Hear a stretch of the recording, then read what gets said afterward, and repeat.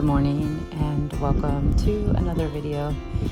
This week I went hiking with some friends on a 5-hour hike, and though the hike was not particularly challenging, it was just little ups and downs, and we were all pretty exhausted by the end of it. There were some epic views of the whole island along the way. Well, minus the North Shore and the West Side, but we got some good South Side and East Side views, which are always beautiful. It's always nice to look out over the moats. Where's Dalen? See Lani Kai after hiking from Oahu. So, yeah, this week has been challenging and fun and beautiful, and had some grief as well. I have been meal prepping a lot lately, which has been good, but also sitting in some uncomfortable feelings. And this week I wanted to talk a little bit about my spirit guide that I met actually in Hawaii the first time that I came to Hawaii.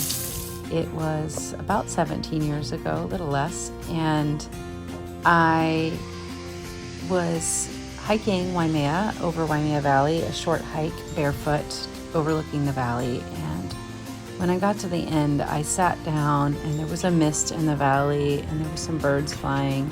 And I sat down for a little meditation. I was with some friends, but I took some time apart from them, and I sat down and closed my eyes and just felt the energy of the islands. And I was in Hawaii and I heard this voice that said, "You're going to live here." And lo and behold, about 15 years later, I did end up moving, and now I live here and I love it, and I have no intention of ever leaving. I love being in the Pacific in the middle of nowhere. And later I did a animal spirit guide meditation, and I also have done subsequent meditations where I drop down into this inner world, and later along the way I met a being in this world. And it was when I was doing my Reiki training. And he told me his name was Big Joe.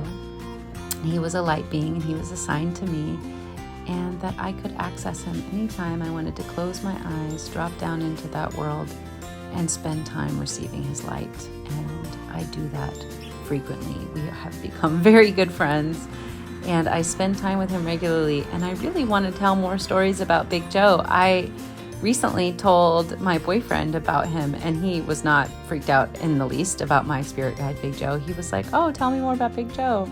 And he often borrows him from time to time when he needs a little jolt of good energy. And whether Big Joe is real or a figment of my imagination is neither here nor there, because really my life is better and I'm happier because he's in my life. And this last week, that's been really tough. I've needed to sit with him for quite some time.